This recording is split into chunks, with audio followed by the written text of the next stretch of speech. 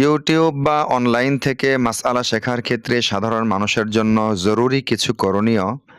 আজকাল জেনারেল শিক্ষিত অসংখ্য ভাই বোন ইউটিউব, ফেসবুক এবং অন্যান্য মাধ্যমে বিভিন্ন মাসআলা মাসাইল শুনছেন ও শিখছেন। এটি ভালো আগ্রহ। কিন্তু একটি গুরুত্বপূর্ণ বিষয় মনে রাখা দরকার, তা হলো ইসলামের প্রতিটি মাসআলা মাসাইল শুধু একটি ভিডিও দেখে সিদ্ধান্ত নেওয়ার বিষয় নয়। বিশেষ করে সাধারণ মানুষের জন্য করণীয় হলো নাম্বার ১, নির্ভরযোগ্য আলেমের কাছে দ্বীন শিখা, যিনি কোরআন, সুন্নাহ এবং ফিকহের জ্ঞান রাখেন এবং স্বীকৃত আলেমদের ধারাবাহিকতার সঙ্গে যুক্ত, তার কাছ থেকে মাসআলা মাসাইল গ্রহণ করুন। নাম্বার ২ হলো একটি নির্দিষ্ট মাযহাবের ফিকহ এবং মাসাইলকে অনুসরণ করুন। প্রত্যেক মাসআলায় কখনো এ আলেমের মত, আবার কখনো অন্য আলেমের মত, এভাবে নিজের সুবিধামতো মত বেছে নেওয়া সাধারণ মানুষের জন্য নিরাপদ পদ্ধতি নয়। বরং যে মাযহাবের উপরে আপনি আমল করেন তার নির্ভরযোগ্য আলেমদের কাছ থেকে ধারাবাহিকভাবে মাসআলাগুলো শিখুন। নাম্বার ৩, ইউটিউবকে শিক্ষক নয় বরং সহায়ক মাধ্যম হিসাবে ব্যবহার করুন। ইউটিউবে বক্তব্য শুনবেন, উপকৃত হবেন, কিন্তু গুরুত্বপূর্ণ বা বিতর্কিত মাসআলায় শুধু একটি ভিডিও দেখে আমল শুরু করবেন না। প্রয়োজনে সরাসরি কোনো যোগ্য আলেমকে জিজ্ঞাসা করুন। নাম্বার ৪ হলো ভিন্ন মত দেখলে আতঙ্কিত হবেন না। ফিকহের অনেক শাখাগত বিষয়ে বিজ্ঞ আলেমদের মধ্যে মতভেদ রয়েছে।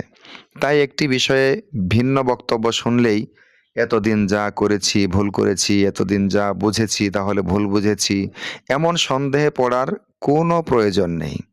নাম্বার ৫ হলো মতভেদ হলে নিজে বিচারক বনে যাবেন না। এটা আরেকটা সমস্যা।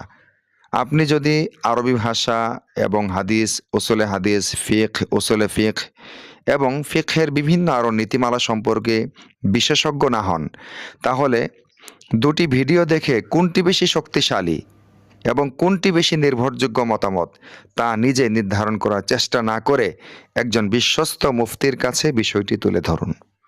নাম্বার ৬ হলো সবচেয়ে গুরুত্বপূর্ণ হলো দ্বীনকে ভিডিও শপিংয়ে পরিণত করবেন না। যে বক্তব্য আমার পছন্দ হলো সেটি নিলাম, আর যেটি পছন্দ হলো না তার বিরুদ্ধে অবস্থান নিলাম। এভাবে দ্বীন গ্রহণ করা ঠিক নয়। দ্বীন গ্রহণ করতে হবে বিশ্বস্ততা, ধারাবাহিকতা এবং আলেমদের দিক নির্দেশনার মাধ্যমে।